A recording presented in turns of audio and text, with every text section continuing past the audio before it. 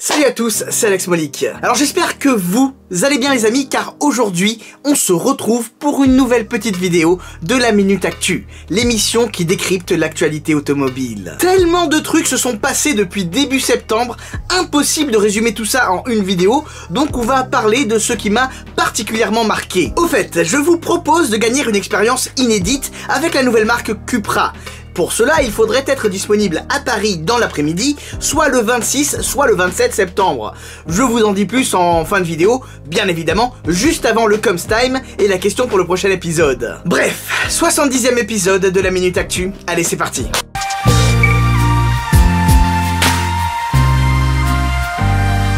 Alors, je n'ai même pas eu le temps de me remettre de mes émotions du SOC et des 110 ans de Bugatti, que déjà Ferrari annonce deux nouveaux modèles cabriolets, la F8 Tributo Spider et la 812 GTS. En ce moment, ils y vont très fort avec les nouveaux modèles, vous trouvez pas? Pas que chez Ferrari d'ailleurs. Probablement pour proposer de nouveaux segments à de nouveaux clients, mais quand même attention à ne pas diluer l'âme de la marque dans une mer de modèles. Bref, la première nouveauté est la Ferrari F8 Tributo Spider, la version découvrable. Elle ressemble à s'y méprendre à la version coupée, 720 chevaux, 770 Nm de couple, avec son toit rigide escamotable, bah c'est le V8 cabriolet le plus puissant de la marque. Oui, la 488 Pista Spider peut aller se rhabiller, même si elle est plus légère de 20 kg. Enfin, ça se joue à pas grand chose, hein, faut pas croire. Comment est-ce possible? Eh bien, nous pouvons commencer par dire que Ferrari a greffé une ligne d'admission dérivée de la 488 Challenge. Donc un truc dérivé du circuit quoi, donc c'est assez bestial. Ceci explique cela. La seconde nouveauté est un véritable secret de Polichinelle. Que voulez-vous, ça fait déjà plusieurs mois que des bruits de couloir tournaient à son sujet. Une 812 Superfast cabriolet. Son petit nom, Ferrari 812 GTS. Et sachez d'ailleurs que c'est la première fois depuis la Ferrari Daytona 365 GTS de 1969 que le suffixe GTS est utilisé. Gran Turismo Scoperta. Bon alors, forcément, fallait un petit peu la remanier compte tenu du toit rigide escamotable. Mais grosso merdo, hein, c'est une 812 Superfast cabriolet, voilà. En revanche, ce qu'ils n'ont pas dit, je pense, c'est s'il s'agit d'une série limitée ou pas.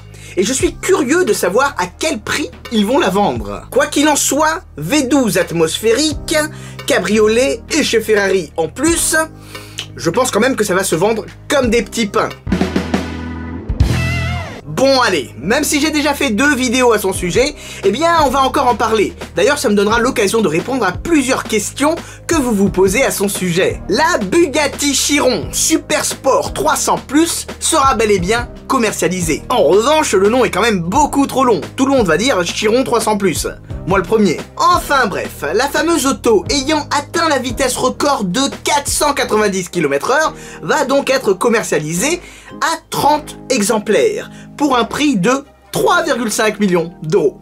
Hors taxe. Bon, on reste quand même dans les prix pratiqués par Bugatti, donc ça me choque pas plus que là, a fortiori pour un modèle de ce calibre. Alors oui, vous avez raison, la voiture utilisée pour ce fameux record n'avait qu'un seul siège, avec un arceau à la place du siège passager. Mais pour les voitures clients, eh bien ils auront le choix bien évidemment de soit garder un siège unique, soit de rajouter un siège passager. Puis sinon, un petit peu comme avec mon délire du drapeau français sur la Divo, le client de la Chiron Super Sport 300+ pourra bien évidemment changer la livrée. Bien évidemment, le client n'est pas obligé de garder cette livrée avec les bandes oranges et la carrosserie carbone apparent. Le client est libre de faire ce qu'il veut et de choisir sa livrée. Il fait ce qu'il veut. Enfin, le client, il fait ce qu'il veut, il fait ce qu'il veut. Mais il ne pourra pas se taper la bourre à 490 km/h lui. Car en effet, l'auto sera bridée à 440 km/h. Alors, bizarrement, beaucoup de gens semblent choqués par cette annonce, alors qu'elle est on ne peut plus compréhensible. N'oubliez pas que les records de vitesse, c'est pas Gérard qui les fait, c'est des pilotes professionnels. Andy Wallace est coutumier du fait. Le commun des mortels et par extension les clients Bugatti ne sont pas conditionnés pour conduire à ces vitesses-là. Où la moindre erreur peut te coûter la vie. Je pense sincèrement que c'est pas aussi simple que de tenir le volant droit. Donc, par sécurité et par humilité, je pense que c'est tout à fait normal de brider la voiture à 440 km/h. Ce qui est plus que suffisant. Et si un jour, par le plus grand des hasards, tu arrives à cette vitesse sans te chier dessus, Eh bien mon ami, c'est cool pour toi. Parlons un petit peu du salon de Francfort qui a connu pas mal de nouveautés. Malgré les absences de Ferrari, Bentley, Bugatti, Rolls-Royce et j'en passe, eh bien on a quand même pu rêver un petit peu. Et ce, notamment grâce à Lamborghini et la Sian, le premier véhicule hybride de la marque au taureau. Je mets volontairement de côté la Lamborghini Asterion car c'était un concept qui n'a jamais été produit. D'ailleurs, je devrais plutôt parler de la Lamborghini Sian FKP37. FKP comme Ferdinand Karl Piëch, né en 1937, ancien dirigeant du groupe Volkswagen qui nous a quittés il y a peu et qui a notamment permis à Lamborghini de s'émanciper et de devenir la marque qu'elle est actuellement. D'ailleurs, j'ai fait une petite vidéo hommage sur le bonhomme qui nous a quittés récemment. Allez jeter un coup d'œil, c'est pas mal. La Sian s'inspire de la Countach, mais surtout de la Terzo Millennio, quoique clairement dérivée d'une base Aventador. Sa silhouette répond parfaitement à la philosophie Lamborghini, avec des lignes très acérées, avec peu de rondeur. Suffit de regarder ce capot nervuré. La nouvelle signature lumineuse en Y à l'avant est juste sublime, enfin je trouve. Alors que par exemple j'aime un peu moins les 6 phares hexagonaux à l'arrière.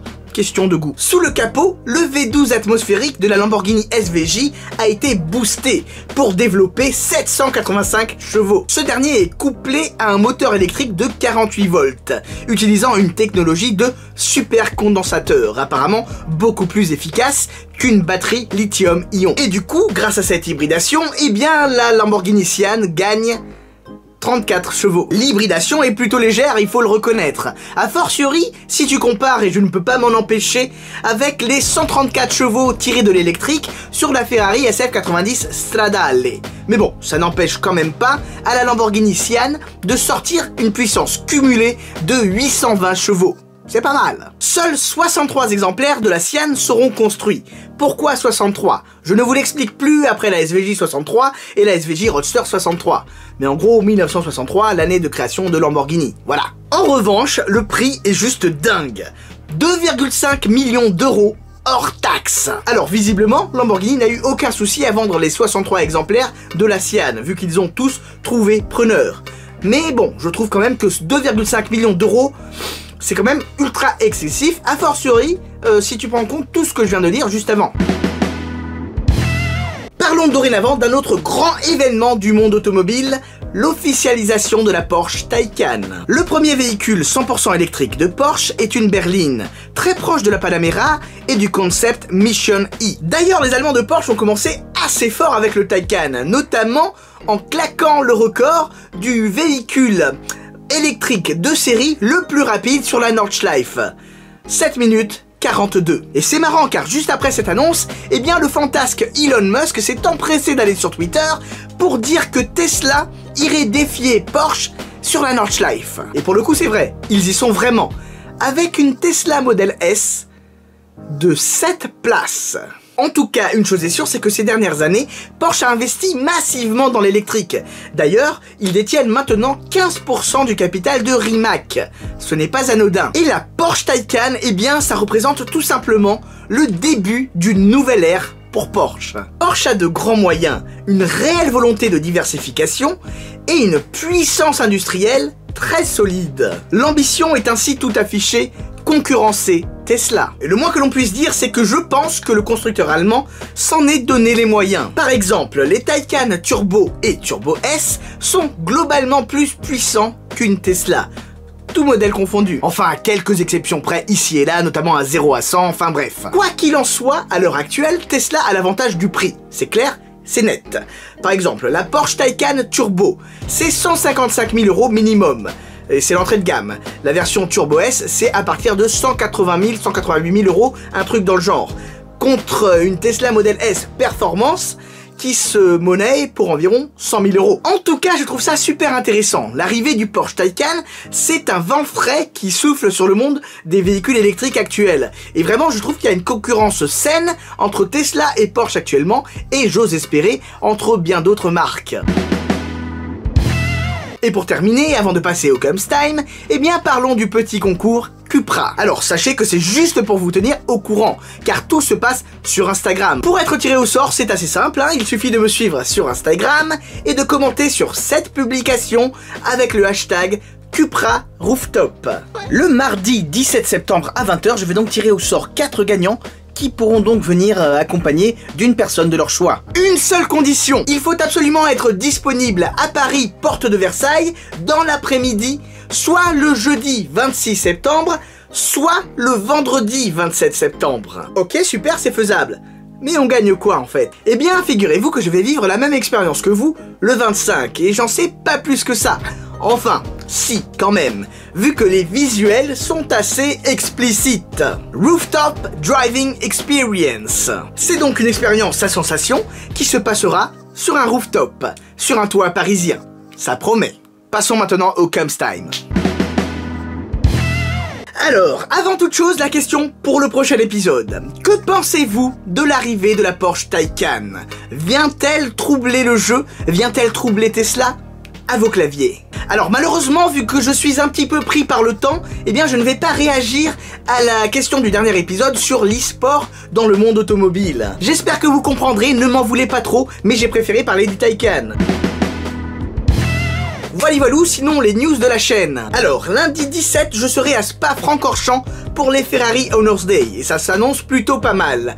Je pars le lendemain, le 18, jusqu'au 22, pour une expérience vraiment très sympathique en Italie, et je vous en dirai plus bien une fois que je serai arrivé là-bas. Le 25, comme je vous ai dit, je vais vivre mon expérience Cupra Mystère, et que j'attends avec grande impatience, et malheureusement le 26, mon événement à Berlin, mon double événement à Berlin a été annulé et décalé à... je sais même pas en fait. Voilà, cette vidéo est désormais terminée, j'espère qu'elle vous aura plu. N'hésitez surtout pas à laisser votre avis dans les commentaires et à la partager autour de vous. Si vous êtes curieux, allez fouiller sur ma chaîne YouTube et abonnez-vous, il y a tout un tas de vidéos que vous n'avez toujours pas vues, j'en suis sûr. Ou alors, allez voir celle-ci ou celle-là. Quoi qu'il en soit, cette vidéo en haut à droite, je suis persuadé qu'elle va vous plaire. Mais surtout n'oubliez pas, on n'a peut-être pas la même voiture, mais on a la même passion. Sur ce, je vous dis à très bientôt. Ciao ciao.